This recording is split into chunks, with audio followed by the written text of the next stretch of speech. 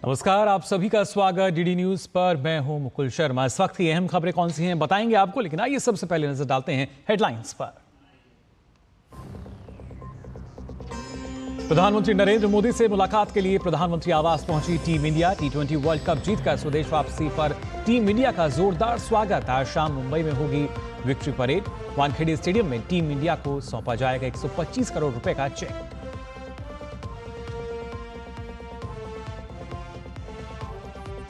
हाथरस हादसे की जांच तेज। आरोपियों की तलाश में यूपी के कई जिलों में पुलिस की छापेमारी। ग्वालियर आश्रम में भी हुई रेड। मुख्यमंत्री योगी आदित्यनाथ को हादसे के पीछे साजिश की आशंका।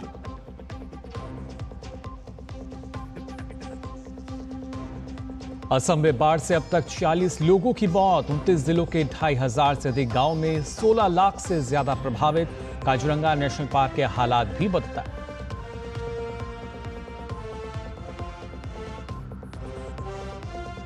एससीओ सम्मेलन का दूसरा दिन आज। सम्मेलन से इतर विदेश मंत्री डॉक्टर एस जयशंकर ने की चीनी समकक्ष के साथ द्विपक्षीय बैठक। कुछ अहम विषयों पर हुई बात।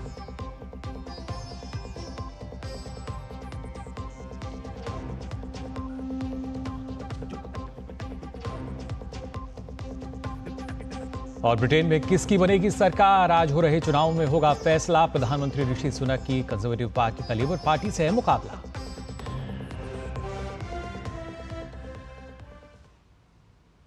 और आइए बुलेटिन में सबसे पहले बात करते हैं विश्व चैंपियन की।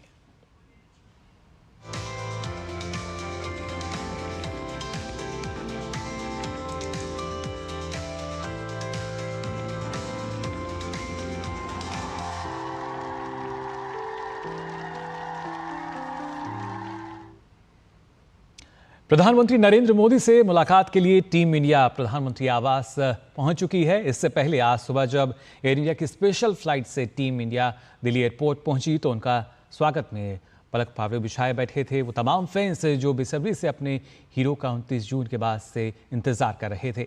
आधी रात से ही ये फैंस बारिश के बावजूद जुटे हुए थे एयरपोर्ट पर।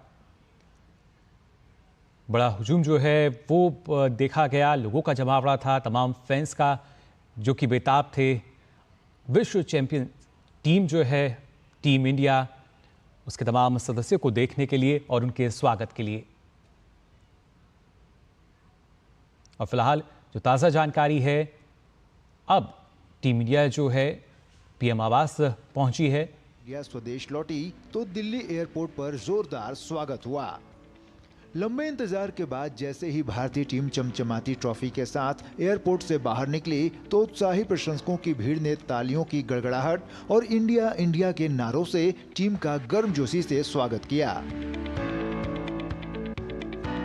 जीत की ट्रॉफी का दीदार करने तड़के सुबह एयरपोर्ट पहुंचे क्रिकेट प्रेमियों की जीत के नायकों की जय जयकार से समूचा वातावरण गूंज गया। भारत माता की जय! भारत माता की जय! भारत माता की जय! बहुत बड़ा मोमेंट है इंडिया के लिए। काफी टाइम बाद ट्रॉफी आई है कंट्री में, तो काफी अच्छा लग रहा है। It's nice to be here. Sir बहुत खुश हो sir. Virat and Rohit Sharma for every player sir, for every 11 players they played for India. 4 दिन से सेलिब्रेशन ऑन है इंडिया में। उसके बाद संडे को मंडे और ट्यूसडे ऑफिस गए हैं, लेकिन ऑफिस में सिर्फ सेलिब्रेशन हुआ है, ऑफिस का कोई काम नहीं हुआ है। और आज का सेलिब्रेशन और माहौल तो अलग ही है। शब्दों में बयान करना तो बहुत ही मुश्किल है। It's a feeling which is close to divine. Most people आप देख सकते हैं रात को शायद सोए भी नहीं है, इतनी एक्साइटमेंट है। और सुबह सुबह टीम को वेलकम करने सबके सब इतने लोग, इतने इमेजिन भी नहीं कर सकते आप, इतने तादाद में लोग आए हैं। सो आप समझ ही सकते हैं कि क्या मोमेंट है और कितना कितना प्रेशियस है हमारे कंट्री के लिए। खुशी तो बहुत है पर बता नहीं सकता कितनी हो रखी है। रात को नींद ही नहीं आई भाई। फ्यूचर अच्छा है इंडिया का, आगे जाके और अच्छा मुकाम हासिल करेगा इंडिया। विजय की ये ट्रॉफी टीम इंडिया के लिए तो अहम है ही, लेकिन ये ट्रॉफी उन तमाम प्रशंसकों के लिए भी उतनी ही खास है जो सालों से टीम इंडिया की इस बड़ी जीत का इंतजार कर रहे थे। are proud of Team India team and we are all happy. मैं बहुत ही ज़्यादा खुश हूँ। एक्चुअली हम सब बहुत ज़्यादा खुश हैं, इसलिए शायद इतनी देर से यहाँ पर है, क्योंकि उन्होंने हमारे देश को और मतलब पूरी कंट्री में इतनी अच्छी वो लेकर आए खुशी की लहर। मतलब वो जीते हैं तो उन्हें पता भी नहीं होगा कि उनके सिर्फ एक मैच जीतने से यहाँ पे लोग कितने खुश हैं। So very happy, proud of them. Rohit is a legend player, जिन्होंने पूरा वर्ल्ड कप जिताया, जिन्होंने टीम लीडर को एक साथ रखा सारी टीम को, और सारी यूनिटी एक साथ रही, सबने अपना अपना एफर्ट लगाया। ऑब्वियसली एकदम ऑसम मैच था। और सूर्य कुमार की जो मैच, वो कैच थी टर्निंग पॉइंट। और जो हार्दिक पांड्या का जिसको कह रहे डाउनफॉल आ गया, उस बंदे ने अकेले दम पे पूरा मैच जितवाया। आज उसके कदम पे पूरी दुनिया है। हार्दिक इज अ लेजेंड। इंडिया बहुत अच्छा खेली। हार्दिक का डाउनफॉल आया था। हार्दिक की कहते हैं लाइफ में बहुत सारी प्रॉब्लम आई थी, पर उसने अपनी सारी प्रॉब्लम को फाइट बैक करा और एक अच्छा सा हमें कमबैक दिया T20 वर्ल्ड कप में। उसकी बॉलिंग और उसकी बैटिंग दोनों ही नेक्स्ट लेवल थी। और रोहित ने कंसिस्टेंटली हमें मैच भी दिखाए और रन्स भी मारता रहा। दिल्ली एयरपोर्ट से निकलने के बाद जब टीम इंडिया होटल पहुंची तो वहां भी जीत के नायकों का स्वागत केक काट कर हुआ। टीम इंडिया के स्वागत का सिलसिला अभी यहीं नहीं रुकने वाला। दिल्ली में इस जोरदार स्वागत के बाद टीम आज शाम मुंबई में होने वाले भव्य स्वागत समारोह में हिस्सा लेगी, जहां भारतीय टीम जीत की ट्रॉफी के साथ विक्ट्री परेड में हिस्सा लेगी। इसके बाद वानखेड़े स्टेडियम में आयोजित स्वागत समारोह में भारतीय क्रिकेट टीम, कोच और उसके सहयोगी स्टाफ को सम्मानित किया जाएगा। सुचित्रा, मुकेश शुक्ला और नारायण सिंह की रिपोर्ट, DD न्यूज। और आइए अब आपको दिखाते हैं BCCI का वो वीडियो जिसमें भारतीय cricket team T20 world cup trophy के साथ जश्न मना रही है। ये वीडियो बारबाडोस से लौटते हुए विशेष विमान का है। BCCI ने ये वीडियो शेयर किया है जिसमें कैप्टन रोहित शर्मा, विराट कोहली, बुमराह, चहल समेत बाकी खिलाड़ी भी हैं और टीम के कोच राहुल द्रविड़ भी।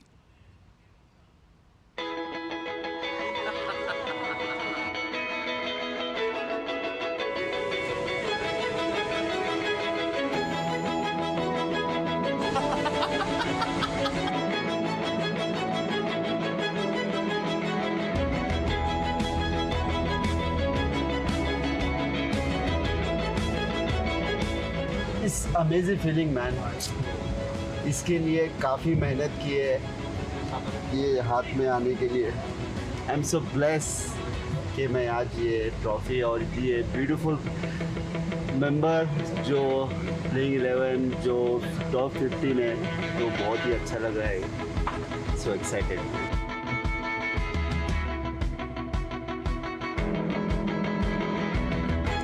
This feeling you can't express in words. I think I'm so lucky to have this.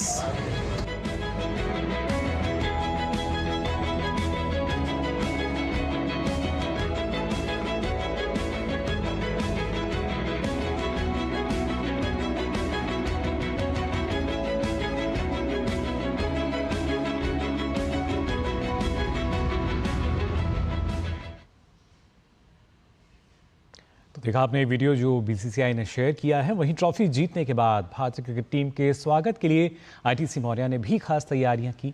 यहां एक बड़ा सा केक उनके लिए तैयार किया गया है। केक पर सभी खिलाड़ियों की तस्वीरें बनाई गई।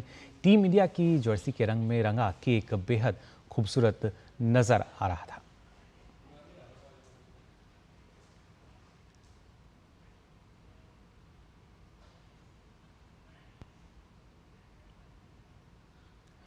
और आपको बता दें, प्रधानमंत्री आवास से हमारे संवाददाता मुकेश शुक्ला फिलहाल हमारे साथ जुड़ चुके हैं। मुकेश, अगर देखा जाए आज सुबह से ही लगातार पहले एयरपोर्ट पे फैंस का हुजूम और उसके बाद अब जो टीम है वो प्रधानमंत्री आवास पर पहुंच चुकी है। बिल्कुल मुकुल, ये प्रधानमंत्री आवास के बाहर की तस्वीरें मैं आपको दिखाऊं। अभी कुछ देर पहले ही यहाँ पर टीम पहुंची है और उनको अब वो प्रधानमंत्री से मिलने जा रही है। और उससे सुबह जब टीम 6 बजे एयरपोर्ट उतरी थी और उसके बाद वो 7 बजे के आसपास बाहर निकले, शानदार उनका यहाँ पर भव्य स्वागत किया गया।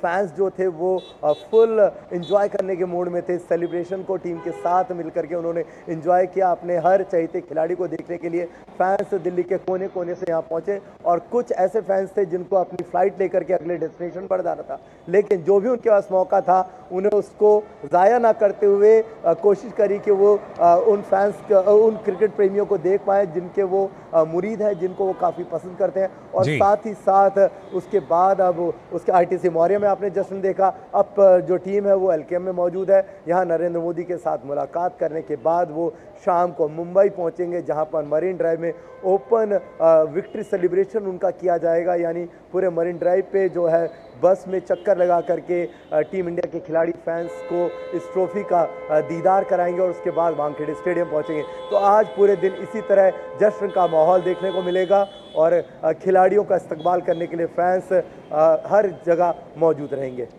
जी बिल्कुल मुकेश, और ना सिर्फ देश की आर्थिक राजधानी मुंबई बल्कि उससे पहले देश की राजधानी में जिस तरीके से स्वागत किया गया है, टीम के सभी खिलाड़ी जो हैं वो भी काफ़ी खुश नज़र आ रहे थे। होगा, बिल्कुल खुशी का पल था, क्योंकि एक आप सोचिए कि 17 साल का सूखा देश ने ख़त्म किया। इस T20 ट्रॉफी को जीतने के लिए महेंद्र सिंह धोनी की कप्तानी में भारत ने 2007 के इनॉग्रल एडिशन में इस T20 का खिताब जीता था। उस पूरे टूर्नामेंट में भी इसी तरह की कुछ आपको झलक देखने को मिलेगी, कैसे नई ब्रिगेड के साथ महेंद्र सिंह धोनी खेले। कुछ ही प्लेयर्स थे जो उनके पास एक्सपीरियंस थे, नहीं तो पूरी टीम नई थी। ऐसे ही रोहित शर्मा ने अपने जो अनुभवी खिलाड़ियों के साथ और युवा खिलाड़ियों के साथ अच्छा तालमेल बनाया यहाँ पर, और वो उनके साथ खेलने आए और इसका रिजल्ट उनको इस ट्रॉफी के रूप में मिला। कितना शानदार तरीके से पूरा का पूरा टूर्नामेंट खेला गया। हर एक मुकाबले की अपनी इंपॉर्टेंस होती है। कैसे उन्होंने सुपर 6 में मुकाबले को खेला, फिर नॉकआउट में गए, नॉकआउट किया, सेमीफाइनल में गए, उसके बाद फाइनल में गए, और वहाँ पर जिस तरह से टीम ने हर एक मोर्चे को संभाला, हर एक मोर्चे पर उन्होंने बाजी मारी, ये दिखाता है कि टीम के जहन में पहले से ही था कि अभी नहीं तो कभी नहीं, क्योंकि इससे अच्छी टीम नहीं मिलेगी। यही वो टीम थी जिसके कुछ खिलाड़ी 50 फॉर्मेट में भी टीम इंडिया के साथ मौजूद थे, और जब उन्होंने इंडिया में वो 50 फॉर्मेट का मैच खेला था अनबीटेबल, हम लोग वहाँ पर भी फाइनल में पहुंचे थे, लेकिन वहाँ पर ऑस्ट्रेलिया हम पर भारी पड़ी और हमें वो फाइनल मुकाबला हारना पड़ा। लेकिन इस बार ऐसी कोई चूक नहीं हुई। चोकर्स का टैग लेकर के चलने वाली साउथ अफ्रीका की टीम अपने टैग को धोने में कामयाब रही, लेकिन फाइनल की ट्रॉफी उनके हाथ नहीं लगी, जिसका उनको आगे मलाल रहेगा। जी बिल्कुल, और ख़ास तौर से मलाल तो जाहिर तौर पर रहेगा, और शायद इस तरह ही हम की जो भावना है वो हमने महसूस की थी 2023 में, जब जो वर्ल्ड कप है हमारे हाथ से निकल गया था। लेकिन आज के समय की अगर बात की जाए, क्योंकि नया भारत और टीम इंडिया जो है पूरी तरीके से जोश से लबरेज नज़र आती है। फिलहाल कितने वक्त तक अभी टीम इंडिया प्रधानमंत्री आवास पर रहेगी, और उसके बाद आगे जो मुंबई की आप जानकारी दे रहे थे वहाँ पर जो विक्ट्री परेड होनी है उसके लिए यहाँ से आगे बढ़ेगी? लगभग 1 घंटे का आसपास का कार्यक्रम यहाँ पर रहेगा। उसके बाद टीम इंडिया यहाँ से वापस होटल जाएगी और फिर उनको वहाँ से एयरपोर्ट की तरफ जाना होगा, क्योंकि अब जो उनके पास टाइम है वो कम है।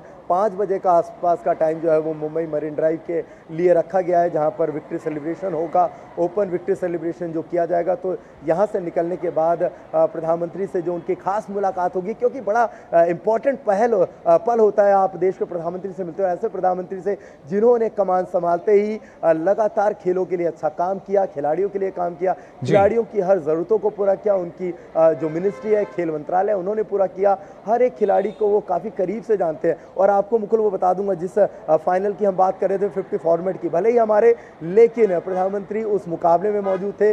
उसके बाद वो जाते हैं ड्रेसिंग रूम में, खिलाड़ियों से मिलते हैं, उनका हौसला बढ़ाते हैं, रोहित से मिलते हैं, विराट से बात करते हैं, बुमराह से बात करते हैं। तो ये दिखाता है कि आप कैसे देश का नेतृत्व कर रहे हैं और हर एक व्यक्ति आपके लिए कितना इंपॉर्टेंट है, कैसे आप उनको लेते हैं। खिलाड़ी देश के लिए पूरा अपना तन मन धन लगा देता है, पूरा एक डेडिकेशन है, डिवोशन है। आप जिस तरह से वहाँ पर खेलते हैं, देखिए काफ़ी आपको सैक्रिफाइस करना है, कितनी इंजरीज होती हैं। ऋषभ पंत कितना बड़ा एक्सीडेंट था, लेकिन आप देखिए इस फॉर्मेट में आईपीएल में वो कमबैक करते हैं और T20 world cup champion team का हिस्सा बनते हैं। दोनों घुटनों में इतनी बड़ी चोट लगने के बाद शायद ही किसी ने सपने में सोचा होगा कि वो कमबैक कर पाएंगे, लेकिन उन्होंने कमबैक नहीं किया। उन्होंने जो अनबिलीवेबल अपना क्रिकेटिंग स्किल दिखाया है, उसने बताया है कि खिलाड़ी जो है वो जज्बे से जिंदा होता है और जज्बा ही आपको बड़ा बनाता है और बड़े मुकाबले जिताता है। जी बिल्कुल मुकेश, जाहिर तौर पर ये जज्बा, ये जुनून और कहीं ना कहीं जो हौसला है अपने देश के लिए कुछ भी कर गुजरने का, वो इस बात का परिणाम है कि आज जो वर्ल्ड कप ट्रॉफी है वो टीम इंडिया के पास है और उसके बाद हम विश्व चैंपियन बन चुके हैं। आप लगातार नज़र बनाए रखिए मुकेश, दोबारा आपके साथ जुड़ेंगे। फिलहाल बहुत बहुत शुक्रिया आपका हमारे साथ जुड़ने के लिए। तो टीम इंडिया देखिए आज इसका स्वागत किया गया है राजधानी दिल्ली में और फिलहाल प्रधानमंत्री आवास पर है। अब आइए बुलेटिन में आगे बढ़ते हैं और बात करते हैं हाथरस कांड की। दरअसल हाथरस कांड के बाद से ही भोले बाबा को खोजने का काम उत्तर प्रदेश की पुलिस तेजी के साथ कर रही है। हाथरस पुलिस की एक टीम भोले बाबा के ग्वालियर स्थित आश्रम भी पहुंची। बताया जा रहा है कि बाबा वहां मौजूद हो सकता है। पहले पुलिस मैनपुरी आश्रम में पहुंची थी पर भोले बाबा वहां नहीं मिले थे।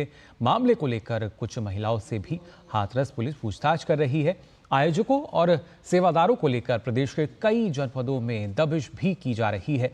पुलिस की कई टीमें हैं जो अलग अलग जिलों में छापेमारी कर रही हैं। इसके साथ ही राज्य पुलिस दूसरे राज्यों की पुलिस के साथ संपर्क में भी है। आपको बता दें कि हाथरस हादसे में मृतकों की पोस्टमार्टम रिपोर्ट में खुलासा हुआ है कि दम घुटने की वजह से ज़्यादातर लोगों की मौत हुई। हाथरस हादसे के बाद लोगों के घर लौटने के लिए रेलवे भी व्यवस्था लगातार कर रही है। कुछ ट्रेनों को सिकंदराबाद स्टेशन पर अतिरिक्त ठहराव की विशेष व्यवस्था की गई है। योगी सरकार ने हाथरस कांड की जांच के लिए न्यायिक आयोग का गठन भी किया है। आयोग नोटिफिकेशन जारी होने के 2 महीने के भीतर जांच रिपोर्ट सौंप देगा। भगदड़ की घटना कोई दुर्घटना है या कोई साजिश, आयोग के सदस्य इस एंगल से भी पड़ताल करेंगे।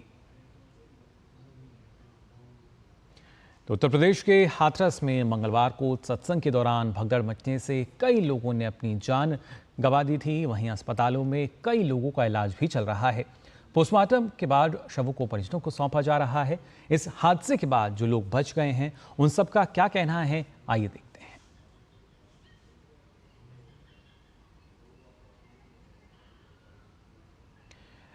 तो इस भगदड़ में कुछ लोगों की मृत्यु हुई और कुछ सकुशल वहां से अपने घर भी वापस आए।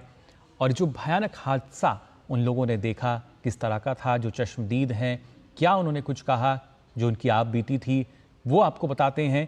किस तरीके से दर्दनाक हादसा जो है वो उन्होंने देखा और देखा कि कैसे एकदम से जो भगदड़ है वो वहाँ शुरू हो गई थी और उसी में कई लोगों की जान गई।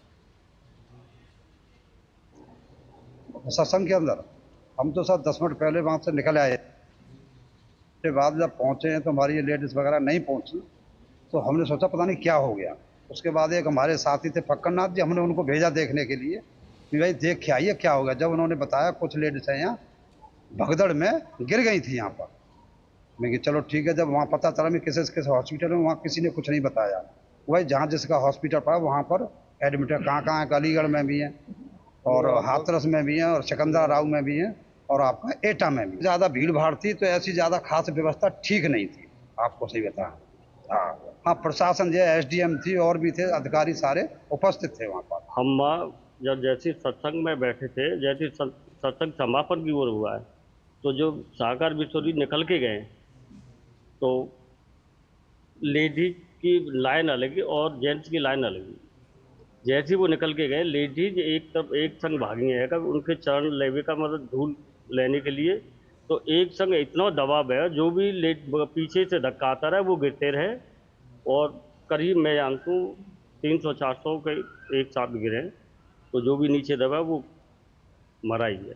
हम भीड़ में चले गए, रिले चले गए। हमने वो पल्ली पार लेकर गए, पल्ली पार लेकर गए हम तीनों। तो बिन की हमें मुझे ना मालूम पड़ी, हमें एक हाथ आ गई वो बिन की हमें जो ना मालूम पड़ी कि क्या हुआ बिन के संग, या गिरी है या बिन के ऊपर कोई लेकर आया। तो जो लोग तो वहाँ मौजूद थे इस वक्त वो बता रहे हैं अपनी आप बीती, क्या स्थिति उनके सामने थी, किस तरह का मंजर उनकी आंखों के सामने था। उत्तर प्रदेश के हाथरस में सत्संग शिविर में मची भगदड़ में घायल हुई मथुरा की महिला अपने घर वापस पहुंची। घायल महिला यशोदा यमुना पार लोहवी गांव की निवासी हैं। यशोदा को भगदड़ के दौरान पैर में चोट लग गई थी। यशोदा को सुरक्षित देख परिवार वालों ने राहत की सांस ली। सत्संग में शामिल अन्य लोगों ने भी बताया कि शिविर में लोगों की संख्या को देखते हुए व्यवस्था ठीक नहीं थी, जिस कारण ये दर्दनाक हादसा हुआ।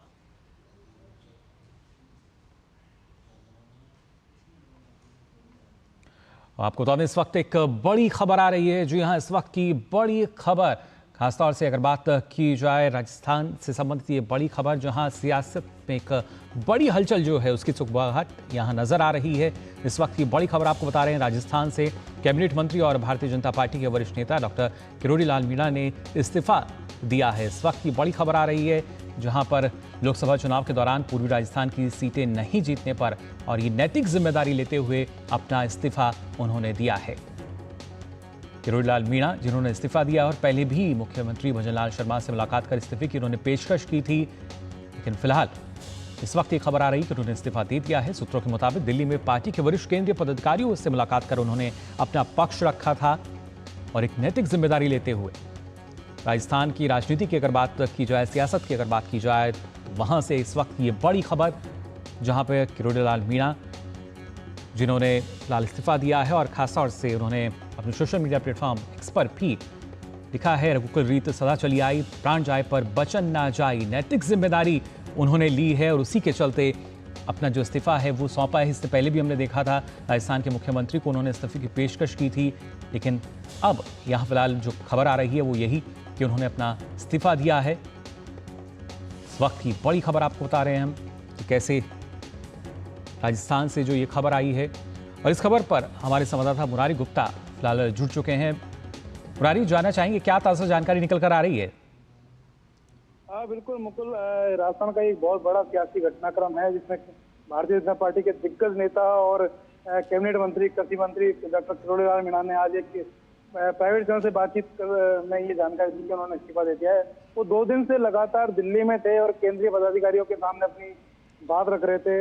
राष्ट्रीय महामंत्री ने उनको बुलाया था, हालांकि उनका कहना था कि उनकी महामंत्री से उनकी भेंट नहीं हो पाई, लेकिन आज उन्होंने जिस तरह इस्तीफा दिया, हालांकि ये कोई लोगों को बहुत दिनों से कयास लगा रहे थे कि जिस तरह पूर्वी राजस्थान में भारतीय जनता पार्टी ने सारी लगभग महत्वपूर्ण 4-5 सीटें हारी, उसके बाद से ये माना जा रहा था कि किरोड़ी लाल मीणा इस्तीफा देंगे। उन्होंने जब सीटें हारने के बाद भी उन्होंने ये कहा था कि वो अपनी बात से मुकरेंगे नहीं, और आज जैसे आज आपने देखा कि ट्वीट भी किया है कि प्राण जाए पर बचन न जाए, तो चीज को अपना पक्का रखते हुए उन्होंने आज इस्तीफा दिया है।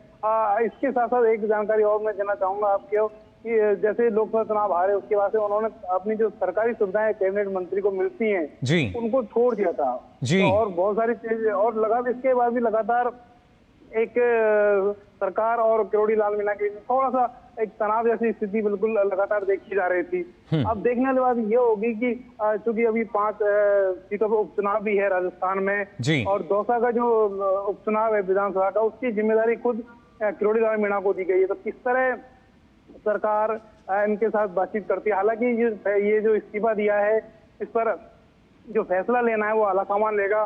किस तरह उनके इस्तीफे को स्वीकार किया जाता है, नहीं किया जाता, उनको मनाने की कोशिश की जाती है, नहीं की जाती, किस तरह की चीजें होगी, ये आने वाले दिनों में और चीजें बहुत स्पष्ट रूप से निकल कर सामने आएंगी। बिल्कुल जी बिल्कुल मुरारी, भले ही किरोड़ी लाल मीणा जो हैं उन्होंने नैतिक जिम्मेदारी ली हो, लेकिन कहीं ना कहीं संगठन जो है उन पर लगातार अपना विश्वास जताता आया है। जैसा आपने कहा कि उपचुनाव के लिए भी कहीं ना कहीं जिम्मेदारी दौसा के चुनाव की उनको दी गई है, तो ऐसे में क्या माना जाए, क्या जो इस्तीफा है दिया जरूर गया है लेकिन अभी तक स्वीकार नहीं किया गया है?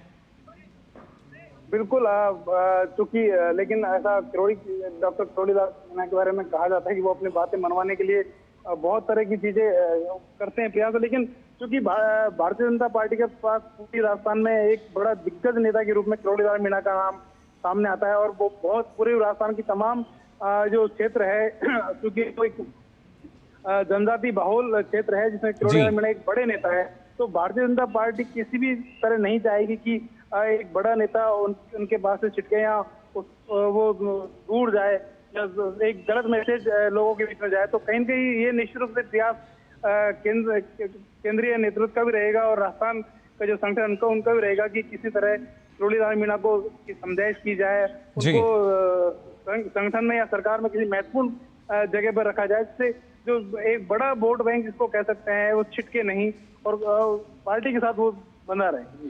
जी बिल्कुल मुरारी, लेकिन इस तरह के उदाहरण अक्सर हम कह सकते हैं कि सामने नहीं आते हैं। एक कैबिनेट मंत्री, जैसा आपने बताया कि उन्होंने जो तमाम सुविधाएं उनको दी जा रही थी उनको छोड़ दिया था, इस्तीफे की पेशकश उन्होंने की नैतिक जिम्मेदारी लेते हुए। हाँ बिल्कुल, क्योंकि इसमें यदि एक निश्चित ये तो बहुत बड़ा मामला है ही, लेकिन थोड़ा सा और बैकग्राउंड में जाएंगे तो कैबिनेट जो इनको कैबिनेट मंत्री, ऐसा भी कहा जा रहा है कि ये जो इनको कृषि मंत्री दी थी उसमें भी थोड़ा सा एक जो प्रोफाइल था उसमें कहीं ना कहीं थोड़ा कमी का एक आरोप ये लगातार इनके जो समर्थक है उनकी तरफ से लगाते रहे कि इनके जो कैबिनेट मंत्री का जो प्रभाव जो होता है कृषि मंत्री को 2 भागों में बांट दिया, तो वो लगातार पिछले दिनों कुछ मंत्रियों ने आपस में कुछ मांगों को लेकर ऐसी खबरें थी कि कुछ तनातनी की बातें भी थी। तो एक कहीं ना कहीं संभव है कि कुछ व्यक्तिगत महत्वाकांक्षाएं भी इसमें कोई शामिल रही होंगी। तो ये तमाम चीजों को देखते हुए देखने वाली बात यह होगी कि भारतीय जनता पार्टी इस किरोड़ी लाल के मुद्दे को किस तरह हैंडल करती है। क्या उनको वापस संगठन में या केंद्रीय संगठन में ला सकती है, या सरकार में कैबिनेट मंत्री के पद से इस्तीफे को वापस मनाने की कोशिश करती है। तो ये निश्चित रूप से भारतीय जनता पार्टी के लिए बहुत बड़ा सेटबैक है, क्योंकि अभी बजट सत्र चल रहा है। 10 जुलाई को राजस्थान विधानसभा में भजनलाल सरकार अपना पहला पूर्ण बजट पेश करेंगे। इस दौरान किरोड़ी लाल मीणा का इस्तीफा निश्चित रूप से पार्टी के लिए और सरकार के लिए एक निराशाजनक है। जी बिल्कुल मुरारी, लेकिन इस पूरे मामले में क्या जो राजस्थान के दिग्गज जो बीजेपी नेता हैं या जो फिलहाल वर्तमान सरकार में भी हैं, उनकी तरफ से किसी तरह की कोई प्रतिक्रिया सामने आई है? मुकुल, अभी मैं चूंकि विधानसभा में हूँ, विधानसभा का सत्र चल रहा है, यहाँ पर हमने बहुत सारे जो पार्टी के लोगों से बातचीत करने की कोशिश की, लेकिन कोई भी व्यक्ति, कोई विधायक या पार्टी का कोई बड़ा नेता इस मामले पर अभी भी बोलने से बच रहे हैं। तो किसी तरह की प्रतिक्रिया भारतीय जनता पार्टी की तरफ से इस मुद्दे पर अभी भी आधिकारिक रूप से नहीं आई है। जी बिल्कुल, फिलहाल मुरारी आप नज़र बनाए रखिए इस पूरे मामले में, और बाकी अपडेट्स के साथ तो दोबारा आपके साथ जुड़ेंगे। फिलहाल बहुत बहुत शुक्रिया इस महत्वपूर्ण जानकारी के लिए। तो राजस्थान से बड़ी खबर बता रहे थे हमारे संवाददाता किरोड़ी लाल मीणा जो है, उन्होंने फिलहाल इस्तीफा दिया है। आगे बढ़ते हैं खबरों में, बात करते हैं खासतौर से नीट यूजी परीक्षा गड़बड़ी मामले में झारखंड में सीबीआई की बड़ी कार्रवाई सामने आई है। एक अधिकारी ने बताया है कि सीबीआई ने धनबाद से नीट यूजी पेपर लीक मामले में कथित सह साजिशकर्ता अमन सिंह को गिरफ्तार कर लिया है।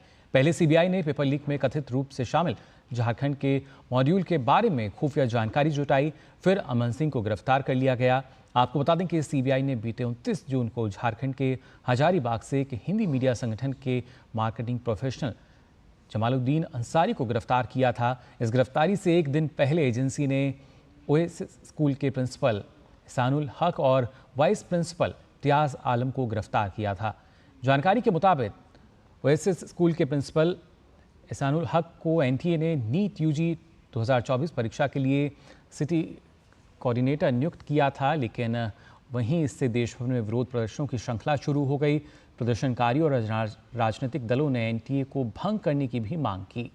इस बीच सुप्रीम कोर्ट ने 8 जुलाई को नीट यूजी परीक्षा में पेपर लीक और अनियमितताओं का आरोप लगाने वाली याचिकाओं पर सुनवाई करने आने वाली तारीख में अब इस पर सुनवाई होगी। वहीं भारतीय जनता पार्टी की गुजरात इकाई की विस्तारित राज्य कार्यकारिणी की 2 दिवसीय बैठक आज से शुरू होगी। ये बैठक बोटाद जिले के सारंगपुर में बीएपीएस स्वामीनारायण परिसर में आयोजित की जाएगी। गुजरात भाजपा नेता रजनीभाई पटेल ने इसकी औपचारिक घोषणा की। बैठक की अध्यक्षता प्रदेश पार्टी प्रमुख सीआर पाटिल करेंगे। इसमें केंद्रीय नेता भी शामिल होंगे। इस बैठक में प्रस्ताव पारित किए जाएंगे और पार्टी कार्यकर्ताओं को मार्गदर्शन दिया जाएगा। मंडल अध्यक्षों और प्रदेश पदाधिकारियों से लेकर 1300 से अधिक पार्टी कार्यकर्ता इस बैठक में शामिल होंगे। और वहीं बालिकाओं को सशक्त और शिक्षित बनाने की मुहिम में जुटी केंद्र सरकार ने बुधवार को एक और बड़ा फैसला लिया है। इसके तहत देश भर के सभी कस्तूरबा गांधी बालिका विद्यालयों को अब information and communication technology lab और स्मार्ट क्लासरूम से लैस किया जाएगा। इस पर कुल 290 करोड़ रुपए खर्च होंगे। वहीं इस पहल से इन स्कूलों में पढ़ने वाली 7 लाख बालिकाओं को लाभ मिलेगा। मौजूदा समय में देश में करीब 5116 केजीबीवी कार्यरत हैं। शिक्षा मंत्रालय के अनुसार इस पहल से बालिकाओं को डिजिटल रूप से दक्ष बनाया जाएगा और उनके ज्ञान और कौशल को बढ़ाया जाएगा। ये विद्यालय कक्षा 6 से 12वीं तक के आवासीय विद्यालय होते हैं, जिनमें वंचित वर्ग यानी SC, ST, OBC, अल्पसंख्यक और गरीबी रेखा के नीचे जीवन यापन करने वाली बालिकाओं को शिक्षा दी जाती है। तो एक महत्वपूर्ण फैसला, एक बड़ा फैसला शिक्षा मंत्रालय ने यहाँ पर लिया है। और वहीं अगर बात की जाए, भारतीय नौसेना प्रमुख एडमिरल दिनेश के त्रिपाठी ने बांग्लादेश दौरे के दौरान बुधवार को बांग्लादेशी वायुसेना के एयर मार्शल हसन महमूद से मुलाकात की। इस मुलाकात के दौरान दोनों देशों के लंबे समय से मजबूत संबंध पर बातचीत हुई। भारतीय नौसेना ने सोशल मीडिया पर इसकी जानकारी दी। साथ ही बांग्लादेश की अपनी यात्रा के दौरान एडमिरल दिनेश के त्रिपाठी ने ढाका स्थित बांग्लादेश सेना मुख्यालय में बांग्लादेश सेना के सेनाध्यक्ष जनरल बकर-उज़-ज़मान के साथ भी बातचीत की। साथ ही एडमिरल दिनेश के त्रिपाठी ने ढाका में बांग्लादेश की प्रधानमंत्री के सुरक्षा सलाहकार मेजर जनरल तारिक अहमद सिद्दीकी से भी बातचीत की। चर्चा में रक्षा सहयोग के माध्यम से दोनों देशों के बीच दीर्घकालिक संबंधों को बढ़ाने पर ध्यान केंद्रित किया गया। और वहीं मुंबई में आज chief justice of India DY Chandrachud ने सिक्योरिटीज अपीलेट ट्रिब्यूनल के नए कार्यालय परिसर का शुभारंभ किया। इस अवसर पर चीफ जस्टिस ने खुशी जताई कि यह परिसर आधुनिक परिसर बनने जा रहे हैं। That SAT has moved its office premises to new modern premises equipped with state-of-the-art infrastructure and technology. In fact, technology is at the heart of the functioning of the Indian judiciary, and that's been my mission all over the last 1.5 years. I myself run a completely paperless digital court in the Supreme Court. The great Sardar Vallabhbhai Patel famously called the Indian bureaucracy the steel frame of India, the backbone of good governance. Similarly, officials who run the show from behind the scenes are the steel frame of our legal system.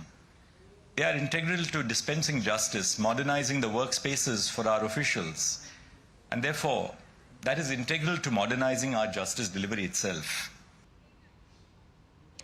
Chief of defence staff general Anil Chauhan operation Vijay के तहत tiger हिल और टोलोरिंग की लड़ाई की रजत जयंती स्मारक समारोह में शामिल हुए। इस अवसर पर चीफ ऑफ डिफेंस स्टाफ ने कहा, आज हम एक ऐतिहासिक पल में मौजूद हैं जहां हम 25 साल पहले हमारे जवानों द्वारा टाइगर हिल पर झंडा फहराने के सुनहरे पल को याद कर रहे हैं। 18 ग्रेनेडियर्स ने टाइगर हिल पर ही नहीं बल्कि टोलोरिंग और अन्य ऐसी कठिन चोटियों पर अपना परचम लहराया। इस अवसर पर मैं उन शूरवीरों को भी याद करना चाहता हूं जो हमारे बीच में नहीं हैं, जिन्होंने लड़ाई में अपने प्राणों की आहुति दी थी। आज हम एक ऐतिहासिक पल में मौजूद हैं जब हम 25 साल पहले हमारे बहादुर जवानों द्वारा टाइगर हिल पर झंडा फहराने के सुनहरे पल को याद कर रहे हैं। 18 ग्रेनेडियर्स ने टाइगर हिल पर ही नहीं बल्कि तोलोलिंग और हम्प जैसी कठिन चोटियों और पहाड़ियों पर अपना परचम लहराया। इस विजय से लड़ाई का रुख बदलने में अहम भूमिका निभाई गई। हमारे पूर्व काल के लोगों ने, अर्थात कि हमारे जो वेटरन्स हैं आपकी यूनिट के द्वारा सेना में सभी क्षेत्रों में सतर्क भूमिका निभाई और उन्होंने जो है निस्वार्थ कर्तव्य से अपना योगदान दिया है। आज इस ऐतिहासिक अवसर पर मैं उन यूनिट के शूरवीरों के बलिदान को भी याद करना चाहता हूं जो आज हमारे बीच में नहीं हैं, जिन्होंने लड़ाई में अपने प्राणों की आहुति दी। और आइए बुलेटिन में आगे बढ़ते हैं, बात करते हैं बाढ़ की स्थिति को लेकर। दरअसल असम में बाढ़ से हालात बिगड़ते जा रहे हैं। मध्य असम के नगांव और मोरीगांव जिलों में 90,000 से अधिक लोग बाढ़ से प्रभावित हुए हैं। नगांव जिले के सामागुरी, कामपुर, ढींग, कलियापुर, राहा राजस्व मंडल के अंतर्गत 88 गांव वर्तमान में पानी में डूबे हुए हैं। इसके कारण ब्रह्मपुत्र नदी और उसकी सहायक नदियों का जल स्तर कई स्थानों पर बढ़ना है, जिस वजह से लोग प्रभावित हो रहे हैं। जिले में करीब 2531 हेक्टेयर फसल क्षेत्र बाढ़ के पानी में डूबा है। लगभग 12,000 ग्रामीण जिला प्रशासन द्वारा स्थापित राहत शिविरों, राहत वितरण केंद्र और सड़कों, स्कूल भवनों, ऊंची भूमि पर शरण ले रहे हैं। प्रशासन ने बाढ़ प्रभावित इलाकों में 10 मेडिकल टीमें तैनात की हैं। बाढ़ के पानी से उनका घरेलू सामान, धान, चावल, फसलें बर्बाद हो चुकी हैं।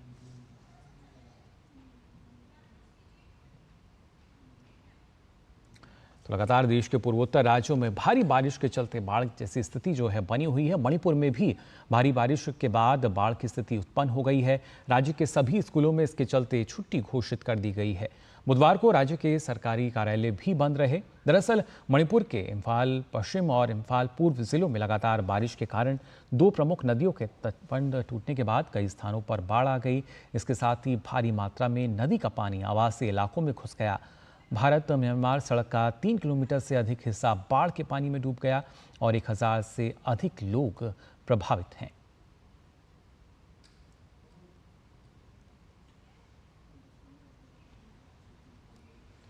तो ना सिर्फ अगर बात की जाए असम, बल्कि मणिपुर में भी जो स्थितियां हैं वो आप देख सकते हैं किस तरह की जो स्थिति हैं वो बनी हुई हैं। और जो प्रमुख नदी हैं उनके तटबंध टूटने की वजह से बाढ़ जैसी स्थिति उत्पन्न हो गई। जो आवासीय इलाका है वहाँ लगातार अभी पानी घुसा, जिसकी वजह से जो सारे लोग हैं वो प्रभावित हो रहे हैं। हालांकि फिलहाल जो स्कूल हैं उनको बंद किया गया है। इसके साथ साथ अरुणाचल प्रदेश की भी अगर बात की जाए तो यहाँ भी कई जगहों पर बाढ़ जैसे हालात पैदा हो गए हैं। राज्य में कई प्रमुख नदियों का जलस्तर लगातार बढ़ रहा है।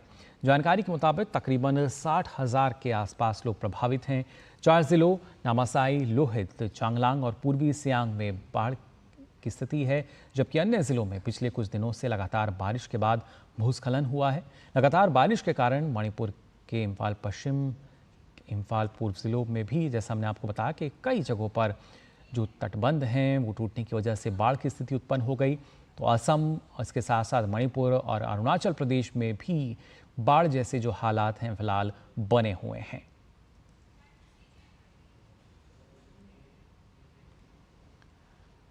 वहीं उत्तर प्रदेश की अगर बात की जाए तो यहाँ बाढ़ के संबंध में प्रदेश राहत आयुक्त GS नवीन कुमार ने स्थिति से अवगत कराया। उन्होंने बताया कि प्रदेश में कोई भी नदी खतरे के निशान से ऊपर नहीं बह रही है। हालांकि बीते 24 घंटों में 5 लोगों की जान गई है, जिसके मद्देनजर जिलों को मृतकों के परिजनों को तत्काल राहत राशि उपलब्ध कराने के निर्देश दिए गए हैं। उन्होंने बताया कि प्रदेश में संभावित बाढ़ के मद्देनजर खाद्यान्न सामग्री वितरण के लिए प्री टेंडरिंग का काम पूरा कर लिया गया है। नवीन कुमार ने कहा कि प्रदेश में वर्षा प्रभावित जनपद मुरादाबाद में मोटर बोट, NDRF, SDRF और PAC की टीम काम कर रही है।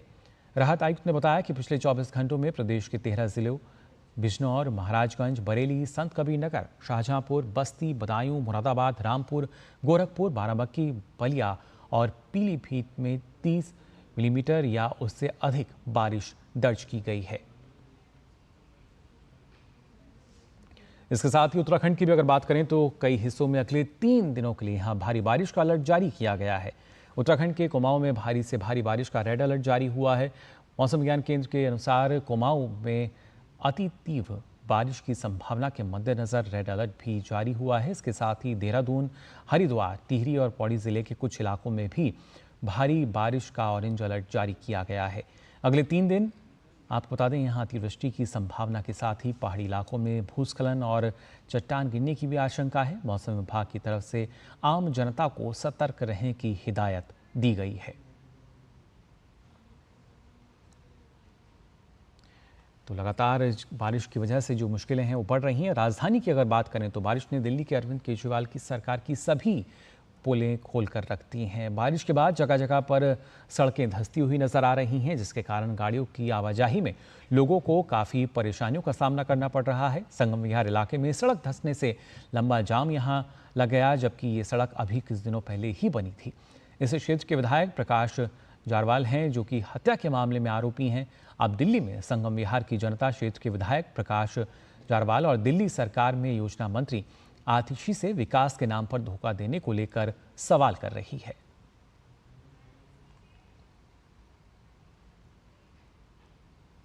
और आइए बात करते हैं अमरनाथ यात्रा को लेकर भी। जम्मू कश्मीर के श्रीनगर में अमरनाथ यात्रा के तीर्थयात्रियों का एक और जत्था बालटाल और पहलगाम के लिए रवाना हो गया। अमरनाथ यात्रा के 6ठे दिन पंथा चौक के शिविर से कड़ी सुरक्षा के बीच जत्थे को बालटाल और पहलगाम के लिए रवाना किया गया। अमरनाथ यात्रा शुरू होने के बाद बाबा बर्फानी के दर्शन के लिए रोज श्रद्धालु जयकारा लगाते हुए बेस कैंप से रवाना हो रहे हैं। इस पवित्र यात्रा के दौरान सेना के जवान श्रद्धालुओं की पूरी मदद कर रहे हैं।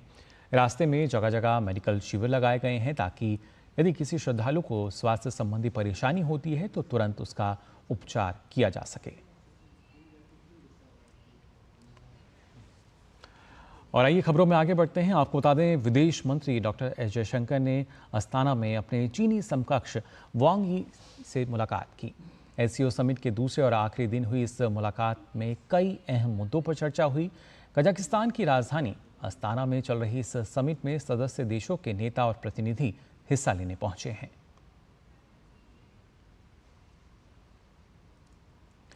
आपको बता दें, स्वामी विवेकानंद की पुण्यतिथि पर प्रधानमंत्री नरेंद्र मोदी ने उन्हें श्रद्धांजलि अर्पित की है। उन्होंने सोशल मीडिया प्लेटफॉर्म पर एक्स पर एक पोस्ट साझा करते हुए लिखा है कि मैं स्वामी विवेकानंद को उनकी पुण्यतिथि पर श्रद्धांजलि अर्पित करता हूं। उनकी शिक्षाएं लाखों लोगों को शक्ति देती हैं।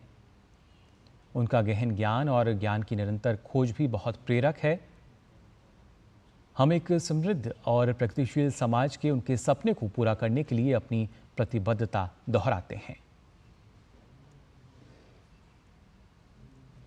इसके साथ ही स्वामी विवेकानंद की पुण्यतिथि के अवसर पर केंद्रीय मंत्री अमित शाह ने उन्हें नमन किया। केंद्रीय मंत्री ने सोशल मीडिया प्लेटफॉर्म एक्स पर एक वीडियो साझा करते हुए लिखा, पूरे विश्व को भारतीय संस्कृति और दर्शन की ज्योति से आलोकित करने वाले युवाओं के प्रेरणापुंज स्वामी विवेकानंद जी के निर्वाण दिवस पर उन्हें कोटिश नमन। स्वामी विवेकानंद जी ने सनातन संस्कृति के दिव्यतम आदर्शों को और भी विश्वव्यापी बनाया और शिकागो विश्व धर्म परिषद के माध्यम से विश्व को पुनः भारतीय तत्वज्ञान से अवगत कराया। रामकृष्ण मठ, रामकृष्ण मिशन और वेदांत सोसाइटी की स्थापना कर उन्होंने भारतीय ज्ञान परंपरा के अध्ययन और पालन को सशक्त माध्यम दिया। उन्होंने युवाओं में देश प्रेम के संस्कार पल्लवित कर उन्हें राष्ट्र प्रथम के मार्ग पर चलने के लिए प्रेरित किया। स्व संस्कृति व स्वधर्म के पथ पर स्वामी विवेकानंद जी के संदेश युगों युगों तक दिशा दिखाते रहेंगे।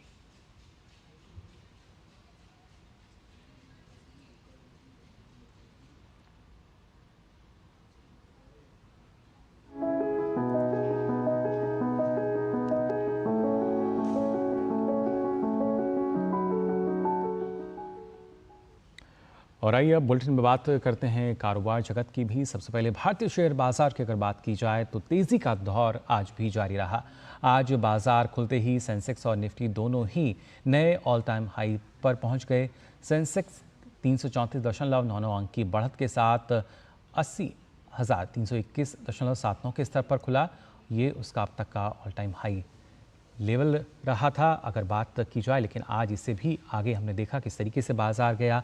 निफ्टी भी 83.45 अंक बढ़कर 24,369.95 के नए ऑल टाइम हाई पर पहुंच गया। बाजार का रुख सकारात्मक बना हुआ है। नेशनल स्टॉक एक्सचेंज पर 1,683 शेयर हरे निशान यानी जहां पे तेजी नजर आ रही है, जबकि 394 शेयर लाल निशान जहां की गिरावट का जो दौर है उनमें देखा गया है। बाजार में चौतरफा खरीदारी देखी जा रही है। निफ्टी मिड कैप 100 इंडेक्स 190 अंक या खासतौर से अगर बात की जाए प्रतिशत की तो करीब 0.33% की तेज़ी के साथ 56,480 और निफ्टी स्मॉल कैप 57 अंक यानी 0.30% की बढ़त के साथ 18,757 पर रहा। ऑटो, आईटी, मेटल, रियलिटी और इसके साथ साथ एनर्जी और इंफ्रा इंडेक्स में भी बढ़त बनी हुई है। वहीं फार्मा और हेल्थ केयर इंडेक्स पर दबाव देखा जा रहा है। और शेयर बाजार के बाद अब आइए रुख करते हैं गरीबी के मोर्चे पर आई एक अच्छी खबर का। दरअसल भारत में गरीबी तेजी से घट रही है और इसके आंकड़ों में बड़ी गिरावट देखने को मिली है। दरअसल आपको बता दें कि नए सर्वे के अनुसार अगर बात की जाए जो कि शोध पत्र है, इसके अनुसार 2011 और 12 से लेकर अब तक गरीबी 21% से घटकर 8.5% रह गई है। ये एक बड़ा आंकड़ा है। इस शोध पत्र में जानकारी दी गई है कि वंशानुगत यानी पीढ़ी दर पीढ़ी गरीबी में कमी आई है, लेकिन ऐसे लोगों का अनुपात ज़्यादा है जो जीवन में किसी त्रासदी के कारण वापस गरीबी में जा सकते हैं।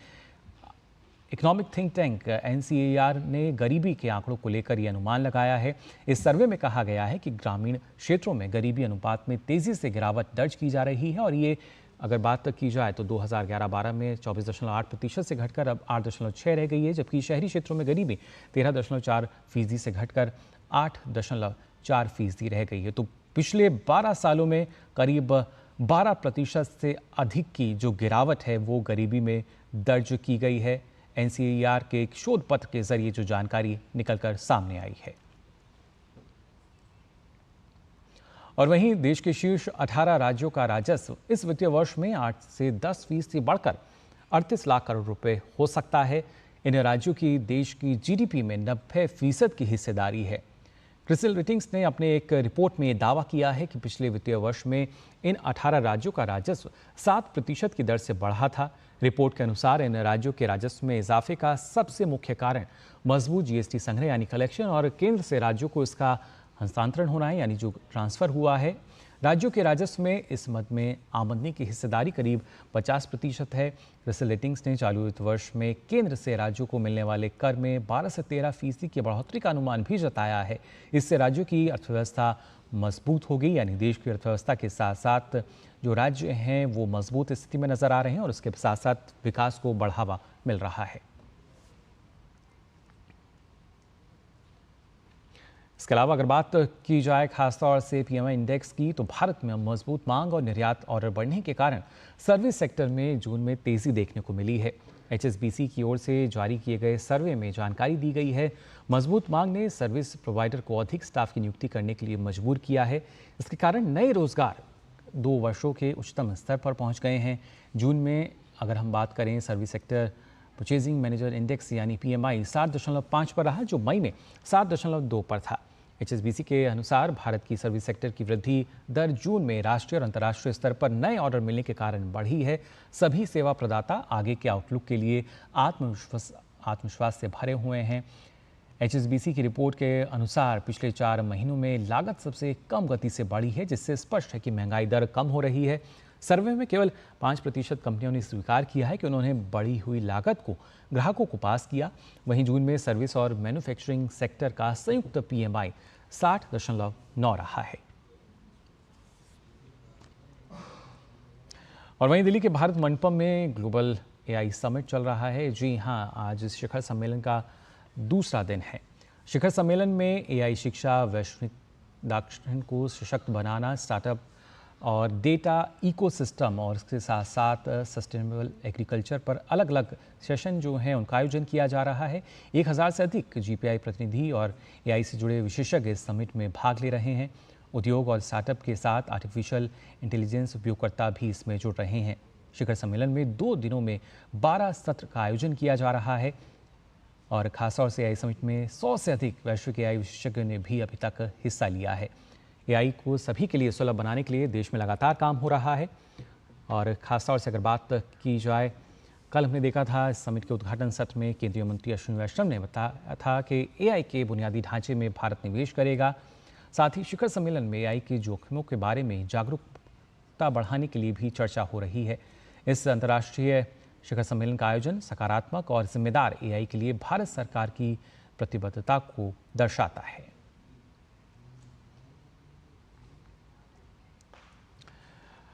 और आइए अब बात करते हैं कारोबार जगत से जुड़ी कुछ और खबरों की फटाफट अंदाज में।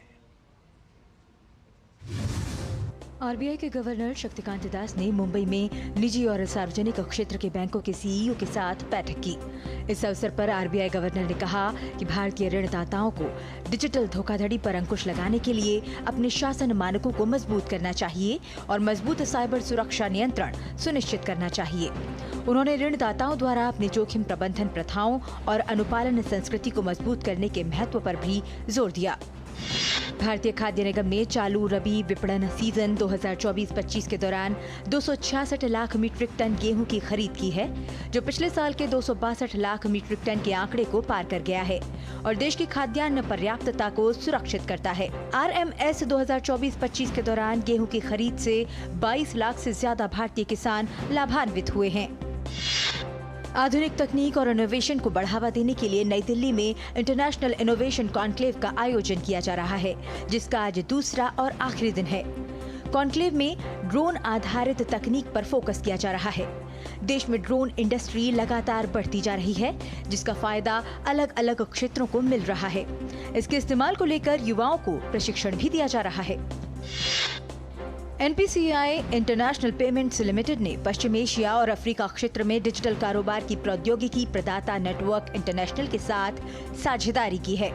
इस साझेदारी के तहत संयुक्त अरब अमीरात में नेटवर्क इंटरनेशनल के विक्रय केंद्र टर्मिनल के जरिए QR कोड पर आधारित UPI से भुगतान को सक्षम किया गया है। राष्ट्रीय कृषि और ग्रामीण विकास बैंक और ऑनलाइन PSB लोन्स लिमिटेड ने क्षेत्रीय ग्रामीण बैंकों के माध्यम से वित्तीय समावेशन को बढ़ावा देने के लिए एक समझौता किया है। इस सहयोग का उद्देश्य जन सुरक्षा पोर्टल के माध्यम से एक मंच पर शामिल सभी 43 क्षेत्रीय ग्रामीण बैंकों के लिए जन सुरक्षा योजनाओं के तहत नामांकन और दावा निपटान की प्रक्रिया को सुचारू बनाना है। आज से नई दिल्ली के प्रगति मैदान में 2 दिवसीय अंतर्राष्ट्रीय पुलिस एक्सपो 2024 और ड्रोन इंटरनेशनल एक्सपो 2024 की शुरुआत हो रही है। नवीनतम नवाचारों को प्रदर्शित करने के लिए 20 देशों की 300 से ज्यादा विश्व स्तरीय कंपनियां इस एक्सपो में भाग ले रही हैं। इसमें बख्तरबंद एम्बुलेंस, निगरानी drone, mob controlling system, anti drone gun, mobile forensic technology, आंसू गैस ड्रोन और कार्गो ड्रोन जैसे कई नवाचारों को प्रदर्शित किया जाएगा। वित्त वर्ष 2024-25 की पहली तिमाही में निजी और वाणिज्यिक कोयला खदानों से कोयला उत्पादन 35% बढ़कर 3,95.3 लाख टन रहा। वित्त वर्ष 2023-24 की समान अवधि में निजी और वाणिज्यिक कोयला खदानों से कोयला उत्पादन 2,92.6 लाख टन था। एक समय सोशल मीडिया दिग्गज एक्स की भारतीय प्रतिस्पर्धी के तौर पर चर्चित रहे माइक्रो ब्लॉगिंग प्लेटफॉर्म कू ने अपना परिचालन बंद कर दिया है। कंपनी के संस्थापक राधाकृष्ण ने लिंक्डइन पर एक पोस्ट में ये जानकारी दी। इंडिया बुल्स हाउसिंग फाइनेंस का नाम बदलकर सम्मान कैपिटल हो गया है। कंपनी ने एक बयान में कहा है कि 2 दशक से ज्यादा पुरानी कंपनी इस महीने अपनी सभी शाखाओं, वेबसाइट आदि के नाम में बदलाव को लागू करेगी। और खबरों में अब आगे बढ़ते हैं। आपको बता दें, नेपाल एक बार फिर राजनीतिक अस्थिरता की ओर बढ़ रहा है। दरअसल पूर्व प्रधानमंत्री केपी शर्मा ओली की पार्टी सीपीएन यूएमएल के भी मंत्रियों ने बुधवार को पीएम पुष्पकमल दहल प्रचंड के नेतृत्व वाली सरकार से सामूहिक इस्तीफा दे दिया। सीपीएन यूएमएल के मंत्रियों ने काठमांडू में पीएम प्रचंड से मुलाकात कर उन्हें अपना इस्तीफा सौंपा। इससे पहले सीपीएन यूएमएल ने नेपाल के प्रधानमंत्री पुष्पकमल दहल को पद से हटने के लिए 24 घंटे की डेडलाइन दी थी, लेकिन बुधवार को समय सीमा समाप्त होने के बाद पार्टी ने समर्थन वापस लेने का ऐलान कर दिया और इसके बाद मंत्रियों ने अपने इस्तीफे सौंप दिए। हालांकि प्रधानमंत्री प्रचंड ने साफ कर दिया है कि वे इस्तीफा देने के बजाय सदन में अविश्वास मत प्रस्ताव का सामना करेंगे। 275 सदस्यीय नेपाल की प्रतिनिधि सभा में सबसे बड़ी पार्टी नेपाली कांग्रेस के पास वर्तमान में 82 सीटें हैं, जबकि सीपीएन यूएमएल के पास 78 सीटें हैं। निचले सदन में बहुमत का आंकड़ा 138 है, जबकि दोनों की संयुक्त ताकत 167 है। प्रचंड की पार्टी के पास 32 सीटें हैं। और वहीं ब्रिटेन में आज हाउस ऑफ कॉमन्स की 650 सीटों के लिए आम चुनाव शुरू होगा। इस बार ब्रिटेन की 2 बड़ी पार्टियां कंजर्वेटिव और लेबर पार्टी की कड़ी टक्कर की उम्मीद है। पीएम ऋषि सुनक का भविष्य दांव पर लगा हुआ है। चुनाव सर्वेक्षण में कंजर्वेटिव पार्टी के मुकाबले लेबर पार्टी को बढ़त मिली है। सुनक का मुकाबला लेबर पार्टी के नेता कीर स्टार्मर से है। स्टार्मर इंग्लैंड में पब्लिक प्रोसिक्यूटर के पूर्व डायरेक्टर और अप्रैल 2020 से लेबर पार्टी के नेता हैं। ब्रिटेन के आम चुनाव में भारतीय मूल के वोटर काफ़ी अहम भूमिका निभाते हैं। यही वजह है कि सत्ताधारी पार्टी कंजर्वेटिव ने इस बार 30 भारतीय मूल के लोगों को चुनावी मैदान में उतारा है, तो वहीं लेबर पार्टी ने 33 भारतीय मूल के नागरिकों को अपना उम्मीदवार बनाया है। ब्रिटेन में आज स्थानीय समयानुसार सुबह 7 बजे से मतदान शुरू होगा, जो रात 10 बजे तक चलेगा। मतदान खत्म होते ही मतगणना शुरू हो जाएगी। 5 जुलाई 2024 को सुबह परिणाम आ जाएगा। और बात करते हैं कनाडा की, जहां पहली बार एक महिला अधिकारी को रक्षा स्टाफ प्रमुख सीडीएस के पद के लिए नामित किया गया है। जनरल जेनी केरिगनन अब कनाडा की नई सीडीए बनने की वाली हैं। कनाडा ने ये कदम महिलाओं की भूमिका को सशक्त बनाने के लिए उठाया है। प्रभारी लेफ्टिनेंट जनरल जेनी केरिगनन 18 जुलाई को सीडीएस का पदभार संभालेंगी। उनकी नियुक्ति पर कनाडा के प्रधानमंत्री जस्टिस ट्रूडो ने कहा है कि उनका असाधारण नेतृत्व गुण, उत्कृष्टता के प्रति प्रतिबद्धता और सेवा के प्रति समर्पण हमारे सशस्त्र बलों के लिए एक बड़ी संपत्ति है। आपको बता दें कि केरिगनन मूल रूप से एक सैन्य इंजीनियर हैं। उन्होंने सेना में अपने 35 वर्षों के दौरान अफगानिस्तान, बोस्निया हर्जेगोविना, इराक और सीरिया में सैनिकों की कमान संभाली है। और आइए अब आपको दिखाते हैं जवाहर पर्वतारोहण और शीतकालीन खेल संस्थान की टीम सदस्यों की शानदार कामयाबी की तस्वीरें। इस टीम ने 11 दिनों के रिकॉर्ड समय में लगभग 6000 मीटर ऊंचाई पर चोटियों पर सफलतापूर्वक चढ़ाई की।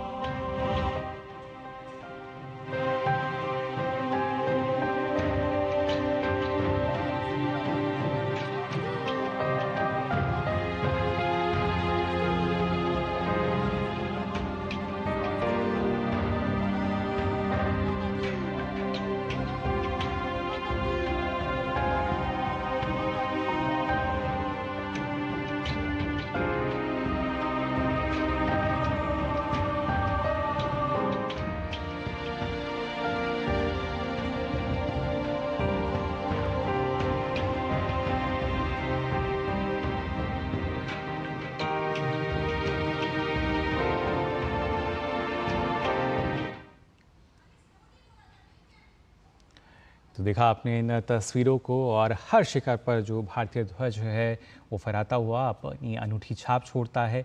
वो कोई सा भी शिखर हो, भारतीय ध्वज हर जगह नजर आता है। फिलहाल इस बुलेटिन में बस इतना ही, लेकिन देश और दुनिया की तमाम खबरों के लिए आप देखते रहिए डीडी न्यूज़। मुझे दीजिए अनुमति। नमस्कार।